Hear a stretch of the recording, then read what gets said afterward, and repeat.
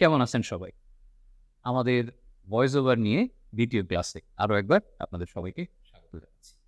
১ম ক্লাসের সবগুলো টপিক যেগুলো আমরা কভার করেছি মনে আছে নিশ্চয়ই? আপনাকে ভয়েস ওভারের টাইপ সম্পর্কে জানতে হবে। আপনার নিজের কণ্ঠস্বর কেমন সেটা জানতে হবে। পিচ, রিদম এবং টোন, কণ্ঠস্বরের যত্ন নিতে হবে, ব্যায়াম করতে হবে এবং যেটাকে বলে আপনার স্বরযন্ত্র, আপনার জিহ্বা, আপনার চোয়াল এবং অবশ্যই আপনার ঠোঁট এগুলোর ফ্লেক্সিবিলিটি বাড়াতে হবে। একটা জিনিস আরো একবার মনে করিয়ে দিই যে শ্বাসের উপরে কন্ট্রোল মানে শ্বাস-প্রশ্বাসের উপরে কন্ট্রোল কিন্তু খুব জরুরি। সো প্রতিদিনের এক্সারসাইজে নাক দিয়ে শ্বাস নেবেন। চেষ্টা করবেন যতটা সময় ধরে রাখা যায় এরপর আস্তে, আস্তে ছাড়ার চেষ্টা করবেন। এই সময় একটা কাজ করতে পারেন, একটা হাত আপনি আপনার পেটের উপর রাখতে পারেন। যেহেতু আমাদের ডায়াফ্রাম প্রেশার দিয়ে ফুসফুস থেকে বাতাসটা বের করে দিচ্ছে। সো আপনার পেটের উপরে হাতটা যদি থাকে তাহলে কি হবে? ১ম এ হয়তো দেখা যাবে যে ১ম কয়েকবার খুব তাড়াতাড়ি আপনি শ্বাস ছেড়ে দিচ্ছেন। এরপরে আপনি চেষ্টা করবেন শ্বাস ছাড়ার সময়টাকে বৃদ্ধি করতে। ১ম এ হয়তো ৪ সেকেন্ড, তারপরে ৬ সেকেন্ড, তারপরে ৮ সেকেন্ড। একটা নির্দিষ্ট সময় মানে ১০-১২ সেকেন্ড পর্যন্ত যান। তারপরে যদি দেখেন যে আপনার কষ্ট হচ্ছে তাহলে ওর পরে না যাওয়াই বেটার। কিন্তু চেষ্টা করবেন আপনার শ্বাস ছাড়ার যে সময় এটাকে বাড়াতে। আর পেটের উপরে হাত থাকলে যেটা হবে যে আপনি কত স্লোলি শ্বাস ছাড়ছেন সেই জিনিসটা আপনি খুব সহজেই বুঝতে পারবেন এবং আপনি বুঝতে পারবেন যে আপনার শ্বাস ছাড়ার সময়ের উপরে আপনার একটা কন্ট্রোল চলে এসেছে।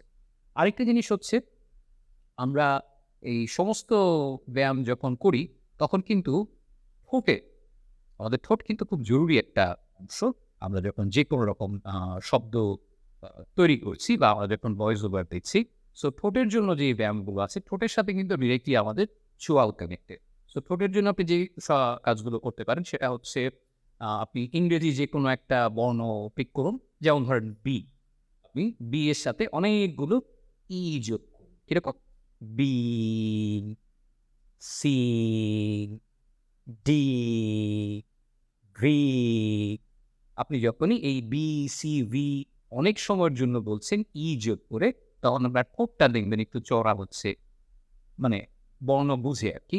এবং এই ঠোঁটের সাথে, সাথে কিন্তু আপনার চোয়ালের একটা ব্যবহার আছে। সো আপনার ঠোঁটের ফ্লেক্সিবিলিটি এবং চোয়ালের নড়াচড়াটার জন্য এটা খুব ভালো একটা ব্যায়াম। আরেকটা মজার জিনিস যেটা আমরা অনেক সময় ছোট বাচ্চাদেরকে কথা শেখানোর জন্য করে থাকি, সেটা হচ্ছে বাবা, মামা, কাকা, পাপা, টাটা। টাটাটা কিন্তু প্রয়োজন নেই। বাবা, মামা, বাবা এই যে শব্দগুলো যেখানে ঠোঁট একটা আরেকটার সাথে লেগে যাচ্ছে। বাবা যখন আমরা বলছি তো দুবারই কিন্তু ঠোঁটটা আরেকটা ঠোঁটের সাথে লাগছে। যেই শব্দগুলো করতে গেলে আমাদের ঠোঁট একটার সাথে আরেকটা লেগে যাচ্ছে, এই শব্দগুলো বলাটাও কিন্তু আপনার ব্যায়ামের একটা খুব ভালো অংশ হতে পারে। তাহলে চোয়াল, ঠোঁট, ষড়যন্ত্র, ফুসফুস এবং জিহ্বা এই অংশগুলোর ব্যায়াম যখন আপনি রেগুলার করবেন, আপনার ভয়েস ওভার অথবা আমি যদি বলি যে অ্যাজ এ কমিউনিকেটর আপনার কথা বলাটা অনেক বেশি শ্রুতিমধুর হবে এবং মানুষ কিন্তু আপনার কথা শুনবে। ভালো কণ্ঠস্বর বা ওই পার্টিকুলার মানুষের কথা শুনতে আমাদের ভালো লাগে। কেন ভালো লাগে? ভালো করে খেয়াল করুন। উনার কণ্ঠস্বরের চাইতেও যে জিনিসটা জরুরি সেটা হচ্ছে উনার কথাগুলো, উনার শব্দগুলো স্পষ্ট। উনি রিদমটাকে মেইনটেইন করেন। মনোটোনাস রিদমে যাচ্ছেন না। উনি পিচ যখন যতটুকু প্রয়োজন, যখন জোরে কথা বলা দরকার জোরে বলছেন, আবার যখন আস্তে কথা বলার দরকার তখন কিন্তু আস্তে বলছেন। এই যে মিক্স অ্যান্ড ম্যাচ এটা যখন আপনি শিখে যাবেন তখন কিন্তু বাকিরা আপনার পরিচিত, আপনার আশেপাশের মানুষ, আপনার শ্রোতা, আপনার দর্শকও কিন্তু আপনার কথা অনেক মন দিয়ে শুনবে। শুভকামনা রইল। এবার আমরা আজকের ক্লাসের যে বিষয়গুলো আছে সেগুলো নিয়ে একটু আলাপ করি। আমরা আজকে যে জিনিসগুলো নিয়ে কথা বলব সেটার মধ্যে খুব জরুরি একটা জিনিস সেটা হচ্ছে স্ক্রিপ্ট অ্যানালাইসিস। তারপরে আছে স্ক্রিপ্ট অ্যানালাইসিস করে আমরা যে ইমোশন এবং ক্যারেক্টার খুঁজে পেয়েছি সেটাকে অ্যানালাইসিস করা। প্রফেশনাল ভয়েস ওভারের যতগুলো প্ল্যাটফর্ম আছে সেগুলোর জন্য আপনি কিভাবে নিজেকে তৈরি করবেন এবং সবশেষে আপনার ভয়েস ওভারের যেই পোর্টফোলিও যখন আপনি আপনার কাজ মানুষের সামনে তুলে ধরবেন যাতে কেউ আপনাকে হায়ার করে বা কোনো চ্যানেল আপনাকে তাদের পার্টনার হিসেবে হায়ার করে এই জিনিসগুলো কিন্তু আপনাকে তো নিজেকে মানে আমি যদি খুব সোজা ইংরেজিতে বলি শোকেসিং মার্কেটিং করতে হবে, তাই না? ও কিভাবে করবেন এই প্রসেসটা, সেটাই আমরা একদম শেষে গিয়ে যাব। সবার আগে আসুন স্ক্রিপ্ট অ্যানালাইসিস। আপনাকে যখন একটা স্ক্রিপ্ট দেওয়া হয়, আমি যদি আমার নিজের কথা ধরি, ভয়েস ওভারের একটা স্ক্রিপ্ট বা ভয়েস অফ ঢাকার একটা স্ক্রিপ্ট যখন আমার কাছে আসে, তখন আমি প্রথমেই স্ক্রিপ্টটাকে কয়েকবার পুরোটা পড়ি যে গল্পটা কি। কারণ আমাদের প্রত্যেকটা ভিডিও কিন্তু খেয়াল করে দেখবেন একটা গল্প, শুরু, শেষ, ওর ক্লাইম্যাক্স, সাসপেন্স তৈরি হচ্ছে, বিভিন্ন ইনফরমেশন ডিসক্লোজ হচ্ছে, সেখানে নানা রকমের টুইস্ট অ্যান্ড টার্ন থাকছে।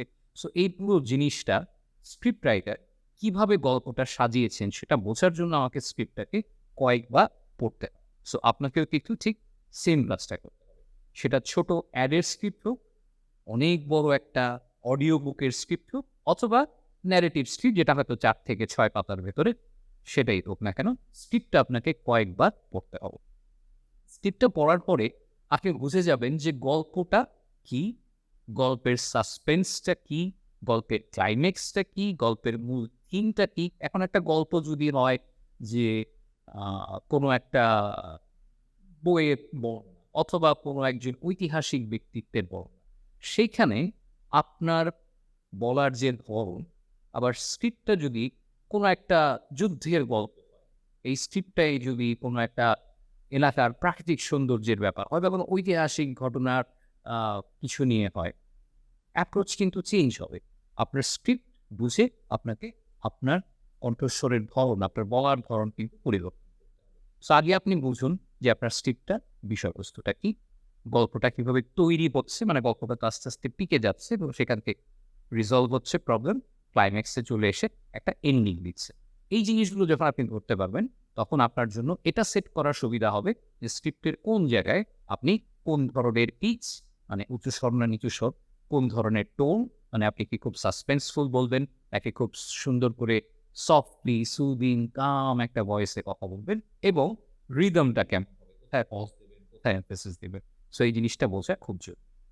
এরপরে যে জিনিসটা খুব ভাইটাল হয় যে কোনো স্ক্রিপ্টের ক্ষেত্রে, সেটা হচ্ছে একটা স্ক্রিপ্ট তো একটা মানে বিশাল একটা একটা পাতাজোড়া শব্দ নয়, ছোট ছোট প্যারাগ্রাফে তৈরি হয় এবং এক একটা প্যারাগ্রাফ কিন্তু এক একটা ঘটনা বা এক একটা ইমোশনকে রিপ্রেজেন্ট করে।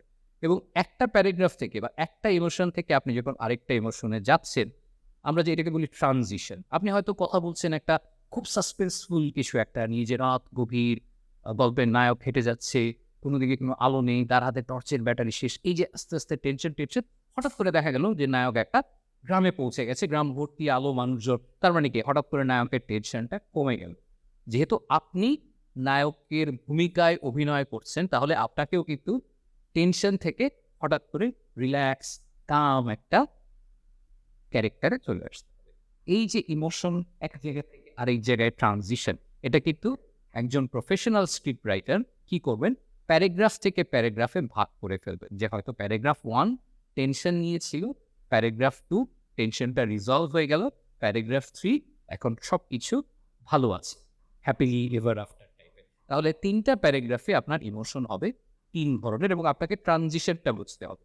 আপনি বলছেন ধাম করে যদি চলে যান, হ্যাঁ অবশ্যই খুব নাটকীয় কোনো কিছু হলে, মানে খুব মানে হুট করে একটা ইমোশন থেকে আরেকটা ইমোশনে যাওয়া যেতে পারে, কিন্তু সেটা সবসময় কিন্তু আপনার অডিয়েন্সের জন্য বুঝতে সহজ নাও হতে পারে, একটু কঠিন হয়ে যেতে পারে তাদের জন্য। এই জন্য একটা ট্রানজিশন, এই ট্রানজিশনটা আপনি তখনই বুঝবেন যখন আপনি স্ক্রিপ্টটা ভালো মতো করবেন। এখন প্রশ্ন করতে পারেন যে ট্রানজিশনটা কিভাবে হয়? ট্রানজিশনটা সবচেয়ে সহজ যে পদ্ধতি আমরা ফলো করি সেটা হচ্ছে আমরা একটা গ্যাপ দিই। যেমন ধরেন আমি বলছি যে চারিদিকে ধুধু অন্ধকার, কোনো দিকেই কোনো কিছু খুঁজে পাওয়া যাচ্ছে না, আমাদের গল্পের নায়ক পথহারা, দিশেহারা, জীবন মৃত্যুর একেবারে সন্ধিক্ষণে। এবং তারপরেই যখন নায়ক একটা গ্রাম খুঁজে পেল যেখানে আলো আছে, মানুষ আছে এবং তার সাহস ফিরে এসেছে, সেই ক্ষেত্রে আমরা কি করব, একটা ট্রানজিশনটা কিভাবে আসবো, কিন্তু দূরে, ওখানে কি আলো? হ্যাঁ ওখানে আলো, ওখানে গ্রাম, ওখানে মানুষ। ওই যে আমি মাঝখানে দেখেন একটা ছোট্ট অংশ ইউজ করেছি, যে টেনশন থেকে হ্যাপিনেসে বা টেনশন রিলিফে চলে গিয়েছে। এই জিনিসটা হচ্ছে আপনার ট্রানজিশন। এটা বোঝার জন্য আপনাকে স্ক্রিপ্টটাকে পড়তে হবে এবং একটা প্যারাগ্রাফের লাস্ট লাইন এবং পরের প্যারাগ্রাফের ফার্স্ট লাইন, এই দুটোকে আপনি যত স্মুথলি জোড়া দিতে পারবেন, একজন ভয়েস ওভার আর্টিস্ট হিসেবে আপনার এফিসিয়েন্সি, আপনার দক্ষতা কিন্তু ততই বেশি মূল্যে আপনার অডিয়েন্স ধরে নেবে। সো স্ক্রিপ্টের মেজাজ, স্ক্রিপ্টের গল্পের করণ, গল্পের কোথায় টেনশন তৈরি হচ্ছে, টেনশন নামছে, একটা থেকে আরেকটা ইমোশনের ট্রানজিশন, এই জিনিসগুলো কিন্তু আপনার বোঝাটা খুব জরুরি। অনেক ক্ষেত্রে দেখা যায় যে আমরা ধরতে কষ্ট হয়, আমার নিজেরও অনেক সময় এরকম হয়েছে। সেই ক্ষেত্রে আমি যেটা করি সেটা হচ্ছে যে এই পুরো প্রসেসের সাথে ইনভলভ না এরকম কাউকে আমি স্ক্রিপ্টটা পড়তে দিই। মানে যে এই রেকর্ডিং এর সাথেও কানেক্টেড না, যার আসলে ভয়েস অফ ঢাকার সাথে কোনো কানেকশন নেই। মোস্ট অফ দ্য টাইম দেখা গেছে যে আমি আমার ফ্যামিলি মেম্বারদের দিয়েছি। পড়ে দিয়ে বলেছি যে, "এই অংশটুকু একটু পড়ে দেখো তো, তোমার কি মনে হয়?" তো তখন না খুব মানে একেবারে বায়াসলেস একটা মানে কোনো রকম বায়াস না, এরকম একটা মতামত পাওয়া যায় এবং সেটা কিন্তু আপনাকে একটা খুব ভালো হেল্প করবে। আমি বলছি না যে ওটা আপনাকে ডিসিশন নিতে সাহায্য করবে, বাট আপনি আরেকটা পার্সপেক্টিভ খুঁজে পাবেন। কারণ একটা গল্প যেমন অনেকভাবে লেখা যায়, একটা গল্পকে কিন্তু অনেকভাবে বলাও যায়। সো আপনার মাথায় গল্প বলার যে ধরনটা আসছে, নট নেসেসারি সেটাই সবসময় ঠিক। আপনার অ্যানালিসিস যেটা বলছে সেটা হ্যাঁ, কিছু ক্ষেত্রে ঠিক হতে পারে, কিছু ক্ষেত্রে আবার নাও হতে পারে। সেক্ষেত্রে বেটার হচ্ছে আপনি যদি কনফিউজ থাকেন, তাহলে এমন কাউকে জিজ্ঞেস করা যে এটার সাথে কোনোভাবে কানেক্টেড না। যে যার বায়াসড হওয়ার বিশেষ কোনো সুযোগ নাই। আর আরেকটা ব্যাপার হচ্ছে, আপনি যখন একটা স্ক্রিপ্ট পড়ছেন, আমি খুব স্ট্রংলি সাজেস্ট করি হাতে একটা পেন্সিল রাখবেন। পেন্সিলটা কেন রাখবেন?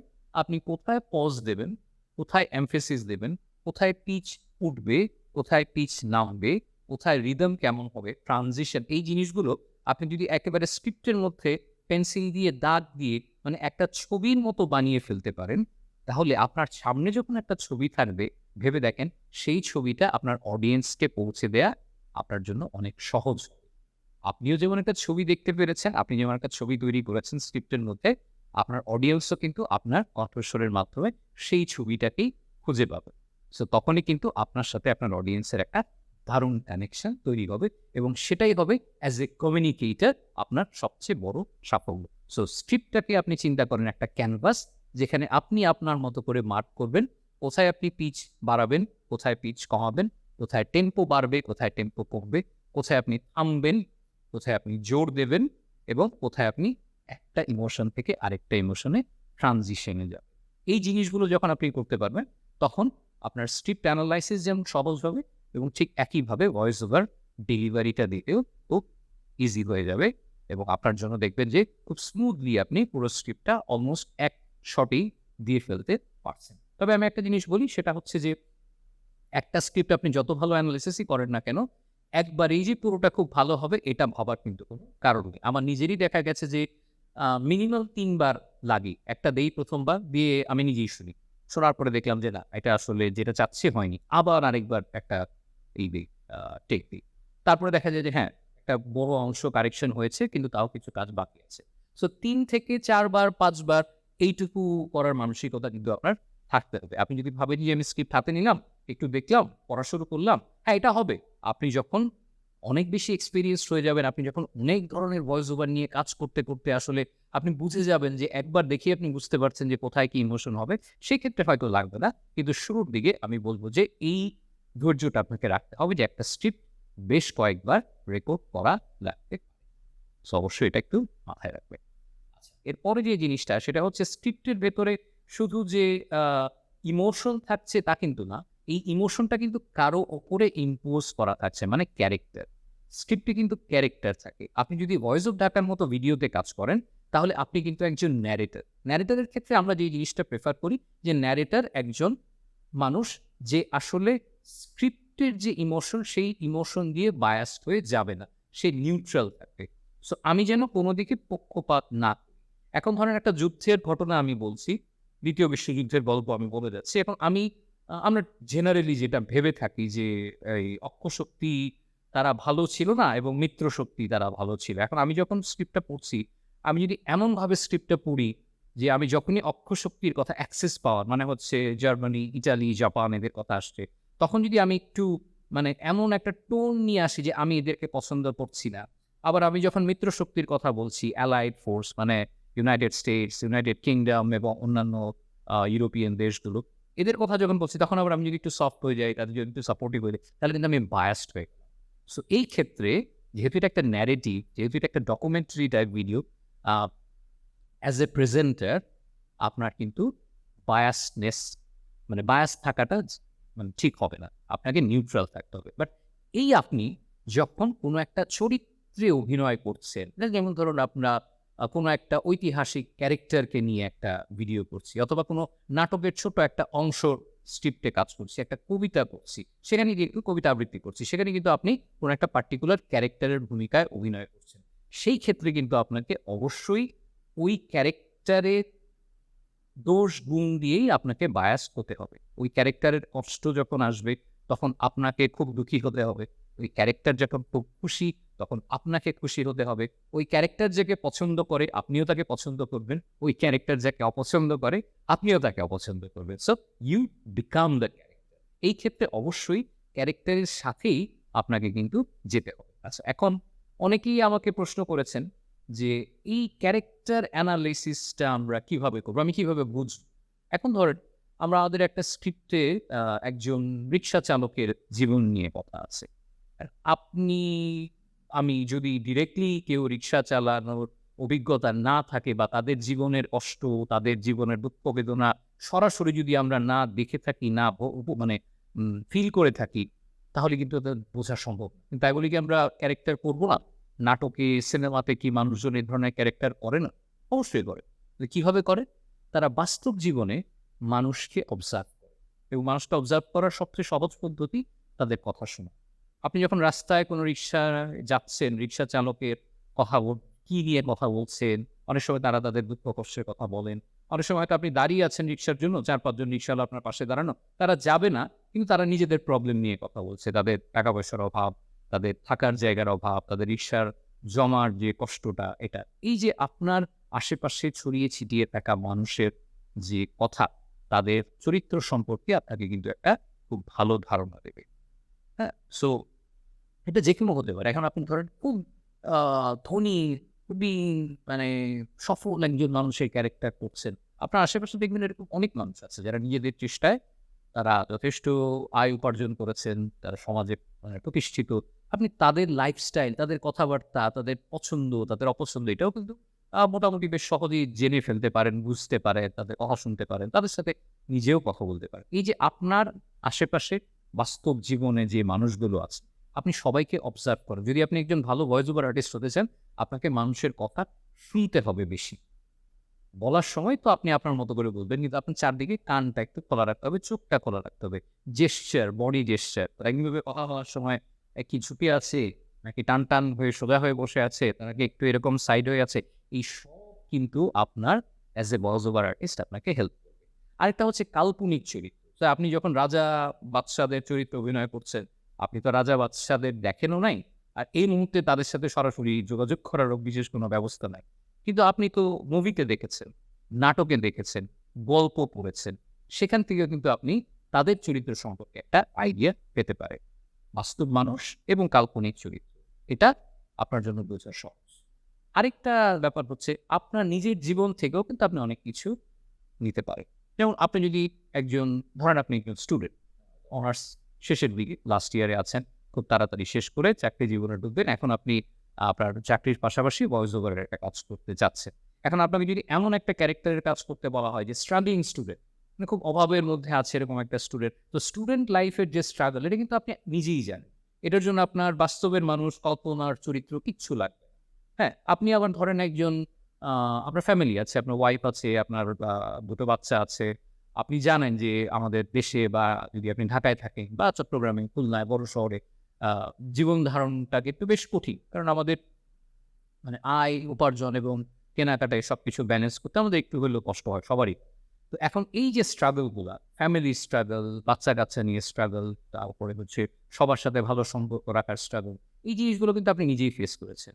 তাহলে আপনার পার্সোনাল এক্সপেরিয়েন্স, আপনার আশেপাশের মানুষ এবং কাল্পনিক চরিত্র, গল্প এই সমস্ত কিছু থেকেই কিন্তু আপনি আপনার যে চরিত্রটাতে আপনাকে অভিনয় করতে বলা হয়েছে বা যে চরিত্রটাকে আপনাকে ভয়েস ওভারের মাধ্যমে ফুটিয়ে তুলতে বলা হয়েছে, সেটা নিয়ে আপনি কাজ করতে পারেন। তো চরিত্র এবং স্ক্রিপ্ট এই দুটো জিনিস যখন আপনি খুব ভালোভাবে বুঝতে পারবেন, তখন কিন্তু আপনার জন্য যেকোনো ধরনের ভয়েস ওভার যেকোনো ধরনের প্ল্যাটফর্মের জন্য দেয়া অনেক সহজ হয়ে যাবে। প্ল্যাটফর্মের কথায় যেটা মনে পড়লো, আমরা কিন্তু প্রথমেই বলেছিলাম যে একেকটা প্ল্যাটফর্মের ভয়েস ওভার স্টাইলটা কিন্তু ভিন্ন। সবচেয়ে কমন যে প্ল্যাটফর্মটাতে আমরা সবাই ফোকাস করি সেটা হচ্ছে ইউটিউব। এখন ইউটিউবে আমরা কেউ ব্লগিং করতে চাই, কেউ ন্যারেটিভ ভিডিও বানাতে চাই, কেউ মুভি এক্সপ্লেনার বানাতে চাই, কেউ বুক রিভিউ করতে চাই, আর কেউ জাস্ট আবৃত্তি করতে চাই।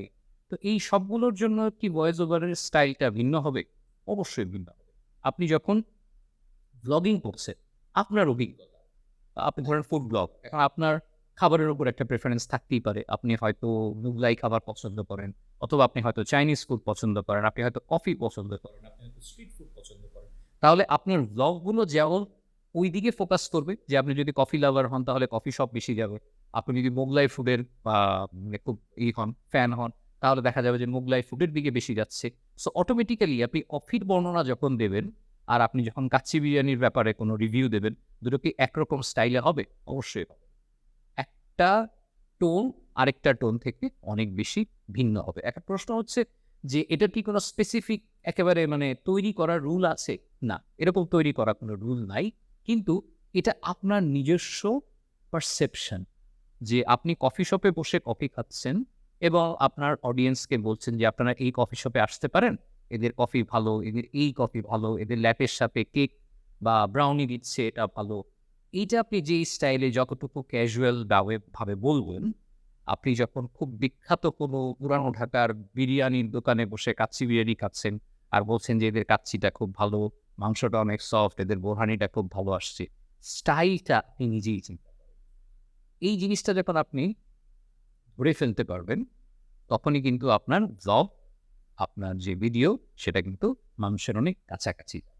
এখন এইটা বোঝার জন্য ওই যে আমি বলেছিলাম, আপনার অভিজ্ঞতা, আপনার আশেপাশের মানুষের বাস্তব অভিজ্ঞতা, এই সবগুলোকে মিলিয়ে আপনার একটা অ্যাপ্রোচ তৈরি করতে হবে। সো এগুলো আপনাকে হেল্প করবে যখন আপনি ইউটিউবে কোনো ব্লগ তৈরি করছেন বা আপনি ব্যক্তিগত ভিডিও তৈরি করছেন। আরেকটা খুব ট্রেন্ডিং ইন্ডাস্ট্রি তৈরি হচ্ছে, সেটা হচ্ছে পডকাস্ট। এখন পডকাস্ট এটা ভিডিও হতে পারে, আবার অডিও হতে পারে। তো নর্মালি পডকাস্টটা অনেক বেশি ইনফর্মাল, অনেক ক্যাজুয়াল, যে আপনি আর আমি পাশাপাশি বসে আছি, আমাদের দুইজনের হয়তো কোনো কমন একটা টপিক আছে, সেই টপিকে আমরা কথা বলছি। যেমন ধরুন আমরা দুইজনই টেক কোনো বিষয় নিয়ে, নতুন কোনো ল্যাপটপ, নতুন কোনো প্রসেসর, নতুন কোনো গ্রাফিক্স কার্ড, এগুলো নিয়ে আমরা কথা বলছি। অথবা হতে পারে লাইফের কোনো প্রবলেম, অথবা ফাইন্যান্সিয়াল কোনো সলিউশন, এটা নিয়ে আমরা কাজ করতে পারি। সো পডকাস্টে আসলে খুব বেশি কিছু নিয়ম মানার কোনো ব্যাপার নেই। জাস্ট এটা মেক শিওর করা, আপনি যাদের জন্য পডকাস্টটা তৈরি করছেন তারা যেন ব্যাপারটা ধরতে পারেন, তাদের জন্য যেন ব্যাপারটা খুব কমপ্লেক্স হয়ে না যায়। আবার যদি আপনি এমন একটা অডিয়েন্সের জন্য পডকাস্ট করছেন যারা ওই পার্টিকুলার বিষয় খুবই স্পেশালাইজড, সেই ক্ষেত্রে আপনি অনেক কঠিন ডেফিনেশন, কঠিন জার্গনস, কঠিন টার্ম, এগুলো ব্যবহার করতে পারেন, কোনো সমস্যা নেই। কিন্তু আপনি যদি খুব জেনারেল মানুষের জন্য একটা পডকাস্ট তৈরি করেন, তাহলে খুব স্বাভাবিক হবে সেটাই, যে যাতে আপনার জেনারেল অডিয়েন্স, সাধারণ যে কেউই যেন আপনাদের পডকাস্টটা শুনে বা আপনার পডকাস্টটা শুনে যেই বিষয়টা নিয়ে আপনি কথা বলছেন সেটা যেন খুব সহজেই বুঝতে পারে। তো এখন এটার জন্য আপনাকে ওই যে আমি যে কথাটা বলেছিলাম বাস্তব মানুষের জন্য, যে আপনি যদি একটা জেনারেল অডিয়েন্সকে, যারা আসলে ফাইন্যান্সিয়াল ম্যানেজমেন্ট সম্পর্কে অত ভালো জানে না, তাদেরকে যদি আপনি এটা বোঝাতে চান যে তাদের লাইফে আয় বুঝে ব্যয় কীভাবে করা যেতে পারে, সেই সময় যদি আপনি ফাইন্যান্স থেকে অনেক কঠিন কঠিন শব্দ, ইকোনমিক্স থেকে অনেক কঠিন কঠিন শব্দ নিয়ে আসেন, ল অফ ডিমিনিশিং রিটার্ন, এই ধরনের কথাবার্তা বলা শুরু করেন, তাহলে যারা এই ব্যাকগ্রাউন্ডের নয় তাদের জন্য কিন্তু জিনিসটা বোঝাটা কঠিন। সো আপনাকে আপনার অডিয়েন্স বুঝে কাজটা সাজাতে হবে। যতক্ষণ পর্যন্ত না আপনি আপনার টার্গেট অডিয়েন্সকে বুঝতে পারছেন, টার্গেট অডিয়েন্স কে এটা বুঝতে পারছেন, এবং কে বোঝার পরে তার মতো করে আপনার ভয়েস ওভার, তার মতো করে আপনার স্ক্রিপ্টের প্রেজেন্টেশন রেডি করতে না পারছেন, ততক্ষণ পর্যন্ত কিন্তু আপনার চ্যানেল বলুন, আপনার ভিডিও বলুন, এটার সফলতা পাওয়ার সম্ভাবনা একটু কম থাকে। যেই মুহূর্তে আপনি বুঝে যাবেন, তখনই কিন্তু দেখবেন যে মানুষ আপনাকে শুনছে এবং মানুষ আপনাকে শুনতে পছন্দ করছে। আর আরেকটা হচ্ছে যে আমরা যেই মুভি এক্সপ্লেইনার, অডিও বুক, এইগুলো নিয়ে যে কাজগুলো করি, সেগুলোতে আসলে আপনার স্টাইলটা আমি সাজেস্ট করবো, যে আপনার যে স্টাইল, কারণ একটা বই পড়ার সময় সেই বইয়ের ইমোশনটা, ক্যারেক্টারটা নিয়ে কথা বলার সময় আপনি যেটা ফিল করছেন, সেটা আপনার অডিয়েন্সকে কমিউনিকেট করাটা সবচেয়ে বেটার। তাতে করে যেটা হবে যে আপনার অডিয়েন্স বুঝবে যে আপনি আসলে এই বইটাকে কিভাবে প্রেজেন্ট করতে চান। সেখানে আপনার পার্সোনাল একটা টাচ থাকাটা আসলে খুব জরুরি। সো প্ল্যাটফর্ম যেটাই হোক, একটা জিনিস সবসময় খেয়াল রাখবেন, আপনার টার্গেট অডিয়েন্স কে এবং আপনি আপনার প্রেজেন্টেশনটা আপনার টার্গেট অডিয়েন্সকে মাথায় রেখে করছেন কিনা। আমরা কিন্তু জানি যে ভয়েস অফ ঢাকা কোন বয়সে, কোন ধরনের সোশিও ইকোনমিক বা আর্থসামাজিক ব্যাকগ্রাউন্ডের মানুষ, কোন ধরনের এলাকার, কোন এলাকার মানুষ বেশি শোনে বা বেশি দেখে। আমাদের স্ক্রিপ্ট, আমাদের ভিজুয়ালস, আমাদের অডিও, এগুলো কিন্তু আমরা তাদেরকে মাথায় রেখেই তৈরি করি, যে কারণে ভয়েস অফ ঢাকার ভিডিওগুলো আমাদের টার্গেট অডিয়েন্সের কাছে এত জনপ্রিয়। সো আপনাকেও কিন্তু বুঝতে হবে যে আপনার টার্গেট অডিয়েন্সকে তার মতো করেই আপনাকে প্রেজেন্টেশন দিতে হবে। একটা খুব সিম্পল এক্সাম্পল দিই, যেই কথাটা একটা একই কথা আপনি আপনার বাবার সাথে যেভাবে বলেন, মার সাথে সেভাবে বলেন। একই কথা আপনি আপনার ভাই বোনের সাথে যেভাবে বলবেন, আপনার বন্ধুর সাথে সেভাবে বলবেন। একই কথা আপনি আপনার স্বামী বা স্ত্রীর সাথে যেভাবে বলবেন, আপনার ফ্রেন্ডের সাথে সেভাবে বলবেন। ব্যাপারটা কিন্তু সেম। আপনি কার সাথে কথা বলছেন, সেই পার্টিকুলার মানুষটা হচ্ছে আপনার টার্গেট অডিয়েন্স। আপনি টার্গেট অডিয়েন্স বুঝে যখন কথা বলবেন, ওই পাশে যে মানুষটা আছে সে আপনার কথা শুনবে, সে আপনার কথা বুঝবে এবং আপনার সাথে খুব চমৎকার একটা বন্ডিং তৈরি হবে। দিন শেষে এটাই হচ্ছে আপনার এই ভয়েস ওভার ইন্ডাস্ট্রিতে কাজ করার সবচাইতে বড় যোগ্যতা। এখন যে প্রশ্ন, যে ভয়েস ওভার ইন্ডাস্ট্রিতে আপনি যে আসবেন, তার আগে আপনার কিছু পূর্ব প্রস্তুতি প্রয়োজন। সেটা হচ্ছে আপনি কি ধরনের কাজ করতে পারেন। আপনি কি আবৃত্তি ভালো করেন? আপনি কি ন্যারেটিভ ভিডিওতে ভয়েস ওভার ভালো করেন? আপনি কি কমার্শিয়াল ভিডিওতে ভালো করেন? আপনি কি বুক রিভিউ ভালো করেন? এই জিনিসগুলো আপনি বলবেন বা বোঝাবেন কি করে? আপনি যদি এসে আমাকে বলেন যে, "সনাট ভাই, আমি খুব ভালো আবৃত্তি করতে পারি। আমি খুব ভালো নাটকের স্ক্রিপ্ট করতে পারি। আপনি কি আমাকে ভয়েস ওভারে যদি কখনো আবৃত্তির কাজ হয় দেবেন?" আমার ১ম প্রশ্ন হচ্ছে যে, "ভাই, আমি বুঝবো কিভাবে যে আপনি আবৃত্তি করতে পারেন?" তখন বলবেন যে, "আমাকে একটা বই দেন, আমি এটা আপনাকে আবৃত্তি করে শোনাই।" এটা প্রফেশনাল না। আপনাকে কি করতে হবে? আপনাকে একটা পোর্টফোলিও করতে হবে। সেই পোর্টফোলিওতে আপনি যেই ধরনের ভয়েস ওভারে খুব কমফোর্টেবল, নেসেসারি না আপনাকে সব ধরনের ভয়েস ওভার করতে হবে। আপনি হয়তো খুব এনার্জেটিক। আপনার কণ্ঠস্বরে প্রচন্ড রকম এনার্জি আছে। আপনি খুব হাই পিচে কথা বলেন, ফাস্ট কথা বলে যে কাউকে খুব ভালো মোটিভেট করতে পারেন। আপনি কমার্শিয়াল ভিডিওর জন্য চলে যেতে পারেন যে আপনি অ্যাড এর ভয়েস দেবেন। ১০ সেকেন্ডের ভেতরে একজন মানুষকে আপনি পারস্যু করবেন, তাকে কনভিন্স করবেন প্রোডাক্ট বা সার্ভিসটা নেয়ার জন্য। সো আপনি এরকম কয়েকটা ডেমো তৈরি করেন।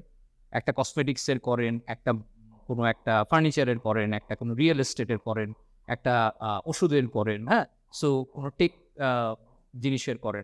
সো এই যে আপনার স্যাম্পলগুলো, আবার কেউ বললেন যে আমি আবৃত্তি ভালো করি, কেউ বললেন আমি ভয়েস অফ ঢাকার মতো ন্যারেটিভ ভিডিও ভয়েস ওভার ভালো দিতে পারি। আপনি যেটা বা যেই ধরনের ভয়েস ওভারে কমফোর্টেবল, সবগুলোর ১ টা ২ টো করে স্যাম্পল করে একটা Google ড্রাইভে রেখে এটাকে বানানো হচ্ছে আপনার পোর্টফোলিও। সো আপনি যখনই কোনো কাজের জন্য কাউকে অ্যাপ্রোচ করবেন যে, "ভাই, আমি ভয়েস ওভার আর্টিস্ট, আমি এই ধরনের কাজ পারি। এই হচ্ছে আমার স্যাম্পল। সো আপনার যদি কাজ পছন্দ হয় আমার, তাহলে আপনি আমার সাথে কনট্যাক্ট করেন। আমি আপনার সাথে কাজ করতে ইন্টারেস্টেড।" যেই মুহূর্তে একজন পোটেনশিয়াল আ যাকে আপনি নক করছেন, সে যদি দেখে যে আপনি একটা তৈরি পোর্টফোলিও নিয়ে এসছেন, আপনার সম্পর্কে তার আইডিয়া পাওয়াটাও সহজ হয়ে যায় এবং আপনাকে কোন কাজের জন্য উনি কল করবেন, সেটাও কিন্তু তার জন্য ডিসাইড করা সহজ। সো আপনি যদি কারো জন্য একটা কাজ সহজ করে দেন, সে খুব খুশি মনেই আপনাকে অ্যাপ্রোচ করবে। এটাই কিন্তু যেকোনো প্রফেশনাল কমিউনিকেশনের সবচেয়ে বড় নিয়ম। সো এটা যদি আপনি মেইনটেইন করেন, আপনার ভয়েস ওভার ইন্ডাস্ট্রিতে কাজ করাটা খুব সহজ। আর আরেকটা জিনিস, সেটা হচ্ছে প্রাইস নেগোসিয়েশন। প্রাইসটা আমি যেটা সবসময়, আমাকে অনেকে প্রশ্ন করেছেন, "ভাইয়া, কত মিনিমাম হওয়া উচিত?" আসলে এখানে না ২ টো জিনিস কাজ করে। এক হচ্ছে যিনি আপনাকে হায়ার করছেন তার একটা বাজেটের ব্যাপার আছে। এখন সবাই যে সমান বাজেট এফোর্ড করতে পারবে সেটার কিন্তু কোনো গ্যারান্টি নাই। এখন সে হতে পারে সে খুব কম বাজেট এফোর্ড করলো, আপনাকে কম বাজেট অফার করলো। আপনি যদি পছন্দ না হয়, ওকে, আপনি না করে দেন। বাট ওটা নিয়ে মানে হ্যাগলিং করা, এত কেন ও বলছেন, এই সেই, আরে ওকে তো কম বাজেটে কাজ করা। আমার মনে হয় এটা না করাটাই বেটার, না করাটা প্রফেশনাল। কারণ অনেকের বাজেট কম থাকতে পারে, অনেকের বাজেট বেশি থাকতে পারে। আরেকটা ফ্যাক্টর হচ্ছে আপনার এক্সপার্টিস। আপনি যদি এক্সপার্ট হন, তাহলে যার বাজেট কম সে একটু কষ্টসৃষ্টে আপনাকে অ্যাফোর্ড করতে চাইবে, কারণ আপনার কোয়ালিটির জন্য সে আপনাকে চাইবে যে ঠিক আছে আমি একটু টাকা বেশি দেই কিন্তু আমার ভালো কোয়ালিটির ভয়েস দরকার। সো ২ টা জিনিস যখন ব্যালেন্স হবে যে আপনাকে যিনি হায়ার করতে যাচ্ছেন তার বাজেট এবং আপনার এক্সপার্টিস, এই দুটোর ব্যালেন্সেই কিন্তু আপনার নেগোসিয়েশন। আপনি যদি মনে করেন যে আপনি যদি কনফিডেন্ট হন যে আপনার ভয়েস ওভার কোয়ালিটি প্রফেশনাল এবং আপনি সব ধরনের মানে আপনি যেগুলোতে কমফোর্টেবল ফিল করেন, আপনি ওই ধরনের ভয়েস ওভারগুলোতে ভালো কাজ করতে পারেন, তাহলে ডেফিনিটলি আপনি নিজের একটা প্রাইস সেট করেন। সেটা পার স্ক্রিপ্ট হতে পারে, পার মিনিট হতে পারে অথবা মান্থলি হতে পারে। আপনি প্রাইস সেট করে আপনি নেগোসিয়েশনে আসেন। এখন যিনি আপনাকে হায়ার করতে চাচ্ছেন তার সাথে যদি আপনার প্রাইস ম্যাচ করে, গ্রেট, ডিল ডান। আর যদি না করে ওকে, তাহলে আরেকজনের সাথে যোগাযোগ করার, দেখবেন যে আপনার কাজ এগিয়ে যাচ্ছে। দিন শেষে না একটা জিনিস খুব জরুরি, আপনি যখন নিজেকে প্রফেশনালি তৈরি করবেন আপনাকে একটু বেশি প্রাইস দিয়ে হলেও নিতে কিন্তু কেউ কোনো রকম হেজিটেট করবে না। সো এই ছিল আমাদের ভয়েস ওভার, মানে ভয়েস অফ ঢাকার ভয়েস ওভারের পেছনের যত গোপন টেকনিক, টিপস যাই বলবেন না কেন। সো আপনি যদি এই জিনিসগুলো ফলো করেন, এক্সারসাইজগুলি যদি রেগুলার করেন এবং অবশ্যই যদি চর্চা করেন, আপনার ভবিষ্যতে ভালো একজন ভয়েস ওভার আর্টিস্ট বা ভালো একজন কমিউনিকেটর হওয়ার সম্ভাবনা খুব বেশি এবং আপনার প্রোগ্রেস কেউ আটকাতে পারবে না। আপনাদের সবার জন্য ভয়েস অফ ঢাকার পক্ষ থেকে, আমার পক্ষ থেকে অনেক শুভকামনা রইল। ভালো থাকবেন।